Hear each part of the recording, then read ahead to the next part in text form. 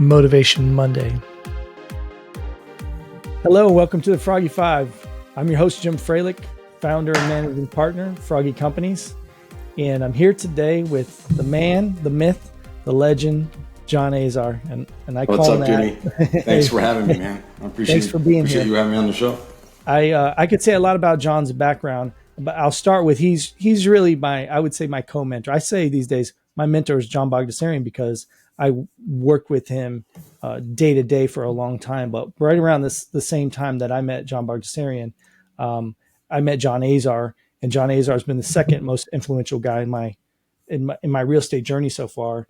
Very down to earth, but he has a breadth of background, and he took me under his wing a little bit in terms of understanding real estate before I was doing it even, more than 20 hours a week. So I appreciate that, John. I appreciate you, man. It's been a great journey and a pleasure to getting to know you in the past few years, bud.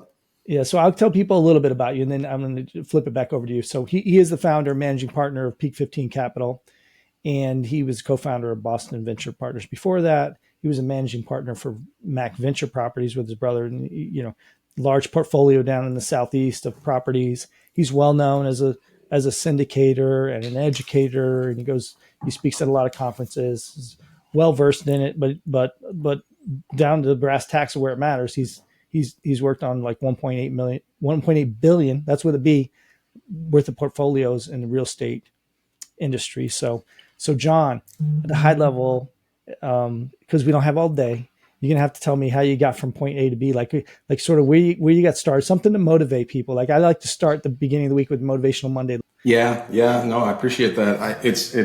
Everybody's journey is going to be different, man. I mean, what worked for me is not going to work for you. What's going to work for you is not going to work for somebody else. I mean, we each have to find our own path, obviously. And the path presents itself in weird and odd ways sometimes. I mean, the path to real estate kind of presented itself when I was working as a trader with Morgan Stanley on their equity high net worth desk, and we worked on this really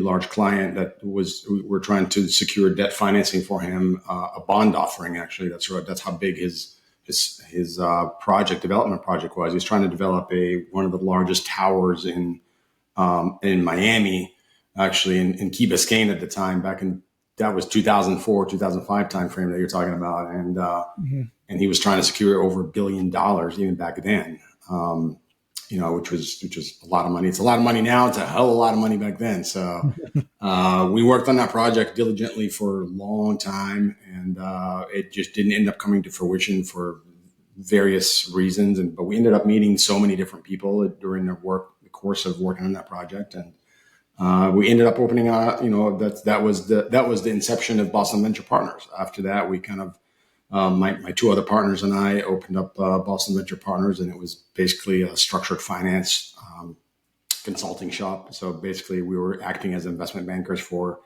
large scale mixed use developments up and down the East Coast, and we even had a consulting gig in London for a project that was based there. So, that was the entry into what sort of became now my career that I love and love dearly in commercial real estate. But I didn't know anything about commercial real estate coming into that. I mean, I got thrown from knowing everything about finance and the kind of the stock market, and obviously, financial modeling.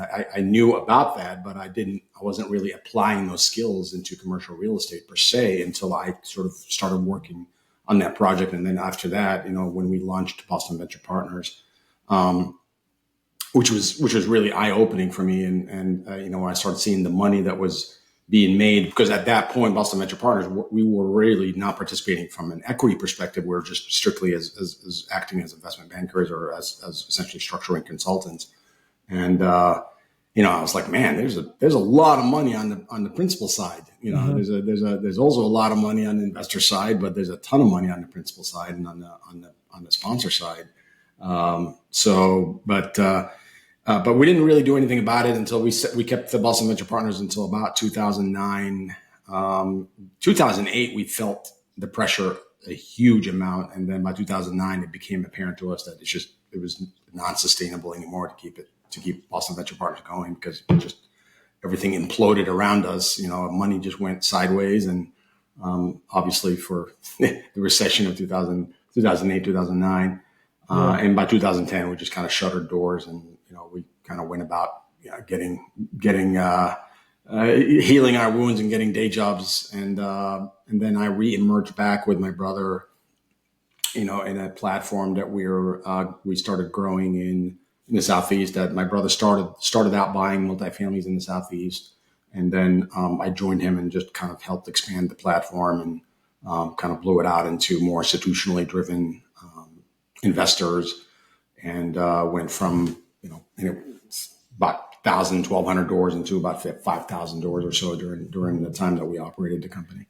That's a big expansion. So what kind of challenges did you run into, or what did you gravitate towards within the business? Who's like, hey, this is what I'm really good at, or that this area I have to really like work at.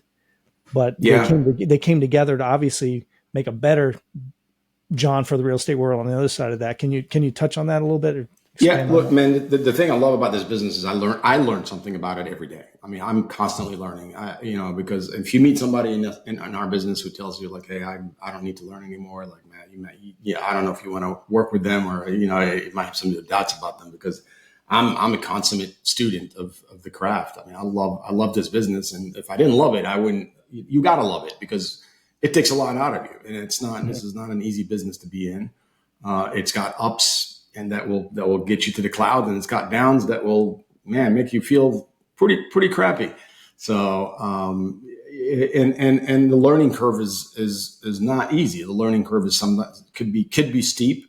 But if you love what you're doing, if you have the interest and you have the enthusiasm and the right spirit and the right approach to it, you're going to do great. And to me, the concept of learning was always intriguing to me, and learning and overcoming sort of, okay, so I don't know this piece. Why don't I know it? And does it intrigue me? And if the answer is yes, then let me look into it. How can I learn more about this? And who can I learn this from? And let me surround myself by people who actually are in that, whatever that little piece of nugget that I need to learn, and download as much as I can, so that I can start effectuating whatever lessons I took from that into a real life business, or into producing some revenue, or generating profits, into whatever that is. I mean, that's my approach about everything, not just real estate, but obviously, my career has mostly been in commercial real estate. So it's, so that's really my approach about it. And then as we continue to grow, and then obviously have challenges and different setbacks and different, life is